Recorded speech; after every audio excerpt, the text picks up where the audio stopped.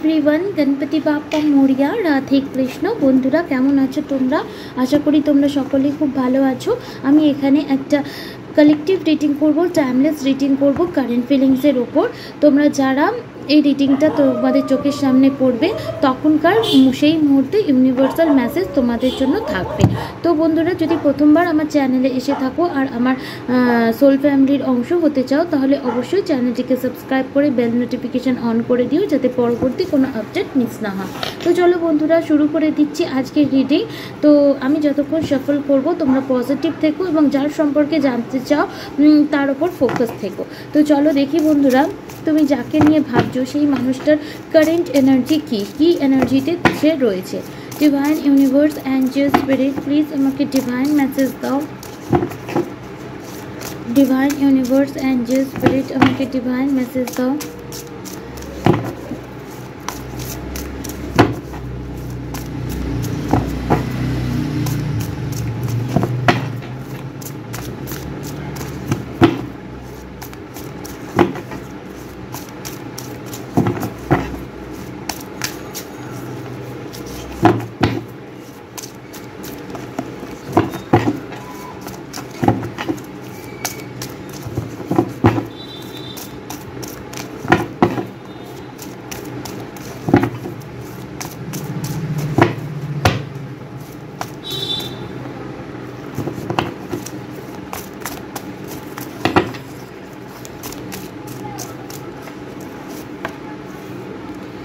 Choose wisely. Number 7.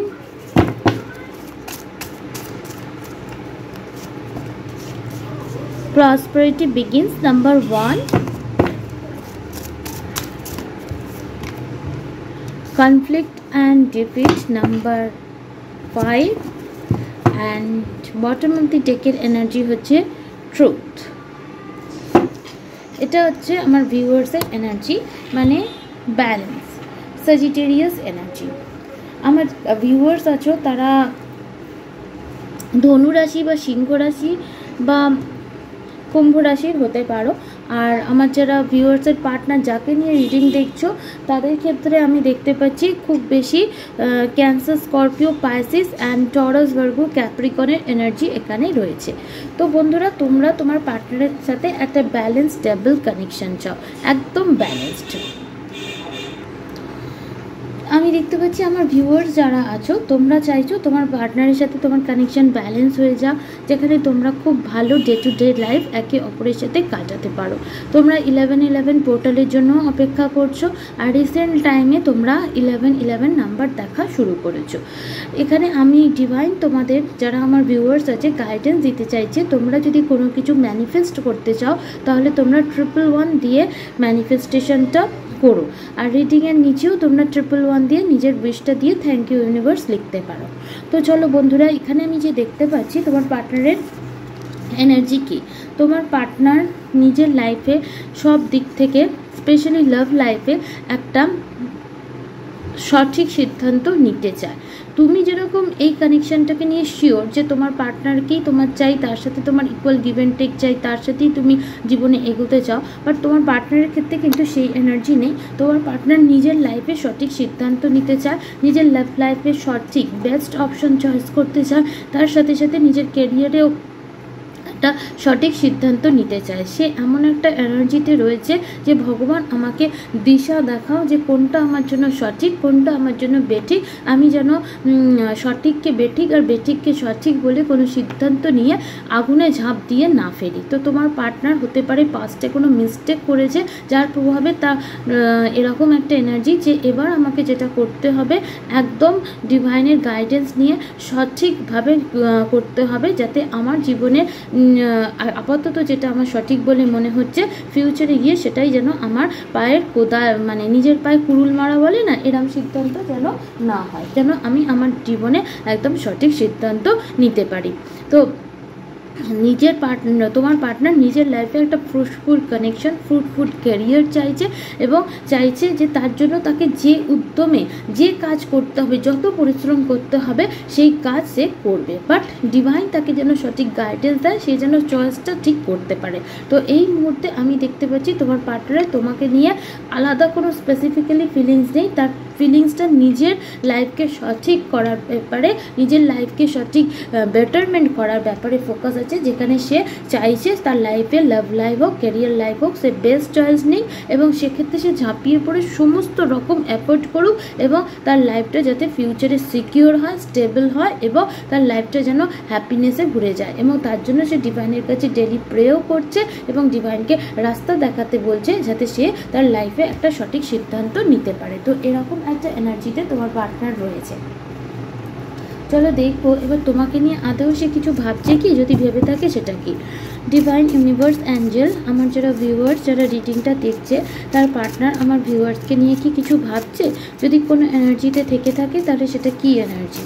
Divine universe Angel spirit please আমাকে divine message দাও। Wheel of Fortune, তোমার পার্টনারের তোমাকে নিয়ে এনার্জি এটাই যে ভাগ্যক্রমে তোমার সাথে তার পরিচয় হয়েছে, ডেস্টিনি তোমাদের পরিচয় করিয়েছে। তুমি যদি তার ডেস্টিনিতে থেকে থাকো বা তোমরা যদি একে অপরের ডেস্টিনিকে গড়ে তোলার ক্ষেত্রে সহায়ক হও, মানে লাকি চার্ম হও তুমি তার ক্ষেত্রে এবং সে তোমার ক্ষেত্রে, তাহলে ইউনিভার্স ডিভাইন টাইমিংয়ে তোমাদের মধ্যে সমস্ত কিছু অবশ্যই ঠিক করে দেবে এবং তোমাদের কানেকশন স্পিরিচুয়ালি গ্রো করবে এবং তোমরা ম্যারিড কাপল হতেও পারবে। তো এই মুহূর্তে তোমার পার্টনার সমস্ত রকম নেগেটিভিটি দূর করে একটু ইনটিউটিভ হওয়ার চেষ্টা করছে, নিজেকে হিল করার চেষ্টা করছে এবং এটাই মনে করছে তুমি যদি তার ডেস্টিনিতে থাকো তাহলে তোমাদের দুজনে ইউনিয়ন হবে। তো একটু বেশি স্পিরিচুয়ালিটির দিকে ফোকাস করতে আমি তোমার পার্টনারকে এই মুহূর্তে দেখতে পাচ্ছি। মানে খুব বেশি সে মানে চেজিং এনার্জিতে নেই, সে একটা স্টেবল এনার্জিতে এবং নিজের লাইফকে সঠিক করা এবং ডেস্টিনিকে বিশ্বাস করার এনার্জিতে রয়েছে। চলো আরও দেখবো যে সে কী ভাবছে। ওম্যান হোল্ডিং এ হার্ট, তো তোমার পার্টনার এটাও জানে যে তুমি তাকে প্রচণ্ড বেশি ভালোবাসো, তোমার ভালোবাসা নিয়ে তার কোনো রকম কনফিউশন নেই, সে ভালো মতোই জানে। স্পেশালি তোমরা যদি ফিমেল এই রিডিং দেখে থেকে থাকো তো তোমার পার্টনার জানে তুমি তাকে খুবই ভালোবাসো এবং তোমার পার্টনার এটাই মনে করছে যে তোমার প্রত্যেকটা অ্যাকশন লাভ থেকেই হয়েছে এবং তোমার পার্টনার তোমার তরফে সঠিক অ্যাকশনও নিতে চায়। 4 chakra archangel Raphael, 3rd chakra archangel Raphael এই ভাইব্রেশনই দিচ্ছে যে তোমার আর তোমার পার্টনারের কানেকশন কিন্তু অ্যাঞ্জেলিক প্রোটেকশনে রয়েছে। তোমার অ্যাংজাইটিতে থাকার কোনো দরকার নেই, কারণ তোমার পার্টনার নিজের মধ্যে স্ট্রেংথ চাইছে যাতে সে তার সমস্ত চক্রাস ব্যালেন্স করে তোমার সাথে সঠিক ব্যবহার করতে পারে। তো তোমার পার্টনার তোমার সাথে থেকে অ্যাকশনও নিতে চায়, তোমার জন্য সেই লাভই দিতে চায় যে লাভ তুমি তাকে দাও। তো এখানে আমি দেখতে পাচ্ছি ডিভাইন ইউনিভার্স অ্যাঞ্জেল তোমাকে প্রোটেক্ট করছে। তো বন্ধুরা তোমরা যদি যাও তো তোমরা আর্চেঞ্জেল রাফেল আর আর্চেঞ্জেল শ্যামেলের কাছে প্রে করো যাতে তোমাদের relationship as soon as possible heal হয়ে যায়, অ্যাজ সুন অ্যাজ পসিবল তোমাদের কানেকশনে ফ্রুটফুল দিক তোমরা দেখতে পাও। চলো দেখবো বন্ধুরা আর কি তোমার পার্টনার অনুভব করছে। ডিভাইন ইউনিভার্স, মানে এখানে কোনো রকম তোমার পার্টনারের বিট্রায়াল এনার্জি নেই, সে স্ট্রেংথ বজায় রাখতে চাইছে এবং সে তোমার হ্যাপিনেস চায়। যাই হোক না কেন এই মানুষটা কিন্তু তোমার ট্রু লাভার। তো তুমি তোমার ভালোবাসাটা সে মর্যাদা দিতে চায় এবং তুমি তাকে যে ভালোবাসা দিয়েছো সেই ভালোবাসা সে অনুরূপভাবে ততটাই হৃদয় থেকেও দিতে চায়। দ্য ফুল, ডেফিনেটলি ভালোবাসার প্রতি তার আস্থা এককালে হারিয়ে গেছিলো, বাট তোমার জন্যই সে নতুন করে জীবনকে বাঁচবে সেটা ঠিক করেছে। হারমিট, কিছুটা হারমিট মোডেও তোমার পার্টনার যাচ্ছে। হারমিট মোড মানে হচ্ছে সে সোল সার্চিং করার চেষ্টা করছে, সে ভাবার চেষ্টা করছে যে তার কোন দিকে যাওয়া উচিত, কোন দিকে কোন পথে এগোলে তার জীবন আলোকিত হবে। তো ডিপ সোল সার্চিংয়ে তোমার পার্টনার এই মুহূর্তে রয়েছে, যেখানে সে নিজের সোল সার্চিং করে তার সোল যেদিকে অ্যাকশন নিতে বলবে সেই দিকেই সে নিজের লাভ লাইফ আর কেরিয়ার লাইফে অ্যাকশন নিয়ে নেবে। তো ডেফিনেটলি তোমার পার্টনার নিজের লাইফে যে ভুলগুলো করেছে বা ভুল সিদ্ধান্ত অতীতে নিয়েছে যা বা ভুল হয়ে গেছে সেগুলো আর টেনে বয়ে নিয়ে যেতে চায় না, সেই সমস্ত জিনিস থেকে তোমার পার্টনার বেরোতে চায় যেখানে সে নিজে হ্যাপি থাকতে পারে এবং তোমাকেও সে হ্যাপি রাখতে পারে। 9 অফ ওয়ান্ডস। তো তোমার পার্টনার সমস্ত কিছু বিরুদ্ধে নিজেকে যুদ্ধ করে প্রমাণ করার এনার্জিতে জং লড়া বলে না, জং লড়ে সে তোমাকে ম্যারেজ করতে চায়। 4 অফ ওয়ান্ডস, ডেফিনেটলি এই মানুষটা তোমার সাথে লাইফ লং চলতে চায়, ম্যারেজের এনার্জি আমি এখানে দেখতে পাচ্ছি।